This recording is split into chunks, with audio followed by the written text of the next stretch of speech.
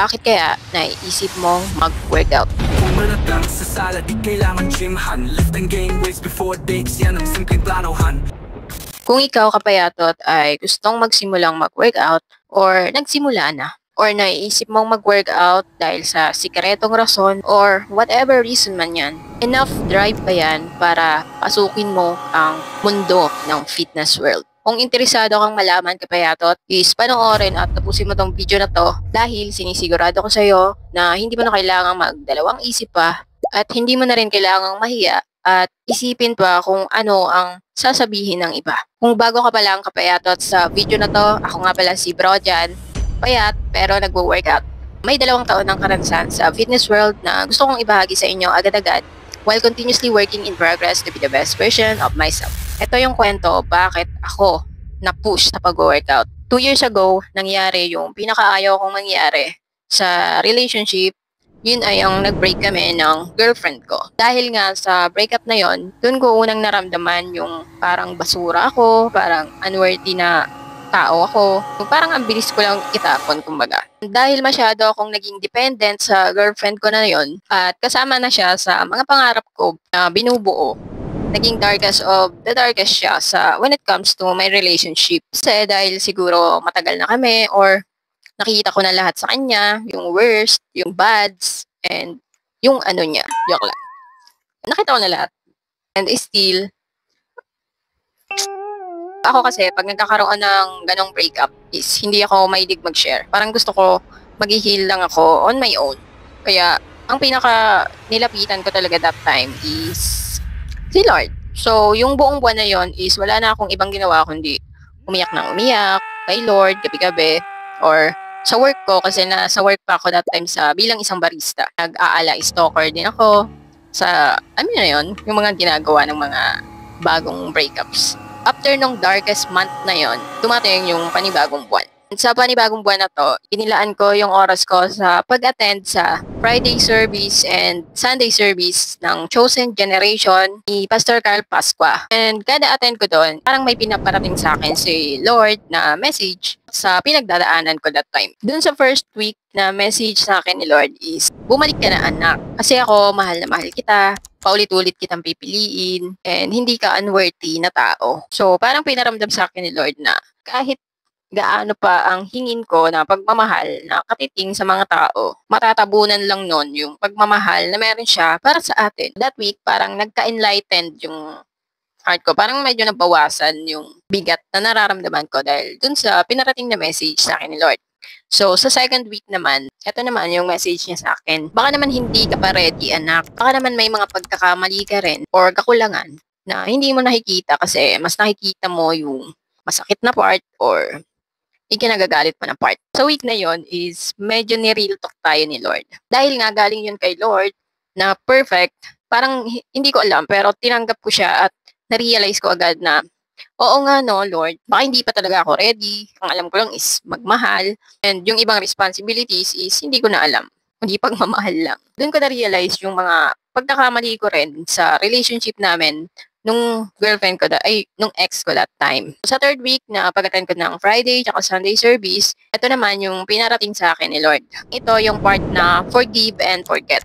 Dahil nga galing kay Lord, yung message na yon, agad kong tinanggap yung forgive and forget na yon na pinaparating niya. Kaso, that time, nung sinabi ko na, okay Lord, forgive ko na siya and forget, pero pag bumalik siya, babalikan ko siya. Parang yun yung sinabi ko mismo doon kay Lord. After nun, akala ko tapos na kasi nga may forgive and forget na. Meron pa palang pang 4 weeks sa Friday and Sunday service that time. Ang message sa akin ni Lord sa pang 4 weeks is acceptance and to let go. Dahil nga kay Lord galing yung pagsabi ng acceptance and let go or surrender mo na, parang ang bilis lang sa akin na hindi ko alam kung bakit ganun ko na lang sinunod si Lord that time na, sige Lord, pagkakatiwala ko na siya sa iyo. Kayo na pong bahala sa kanya. Aasikasuhin ko na lang yung sarili ko. Aanuhin ko yung sarili ko na maging best version of myself. So, kung akala nyo, yung breakup ang nakapag-push sa akin to work out, hindi.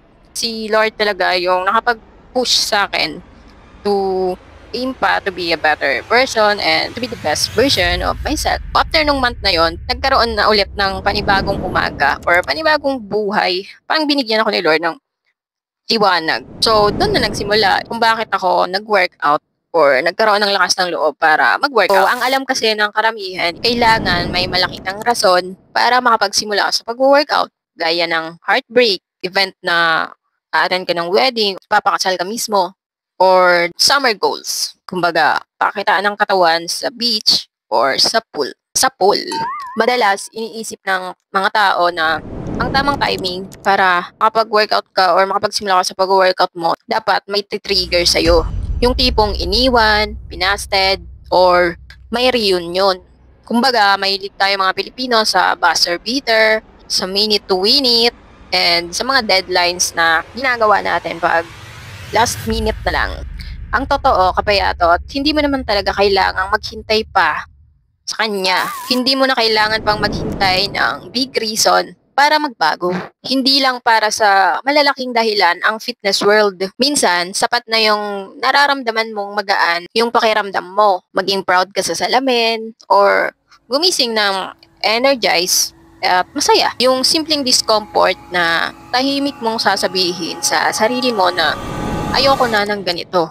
Yung laging galit, laging tinatamad, laging inaantok, laging pagod na pagod kahit wala naman masyadong ginawa, or laging stress. Kumbaga, enough reason na yon for you to start to work out today. So, hihintayin mo pa bang dumating yung darkest of the darkest ng buhay mo, kapayatot? Huwag mo nang hintayin, pampabaliw ka.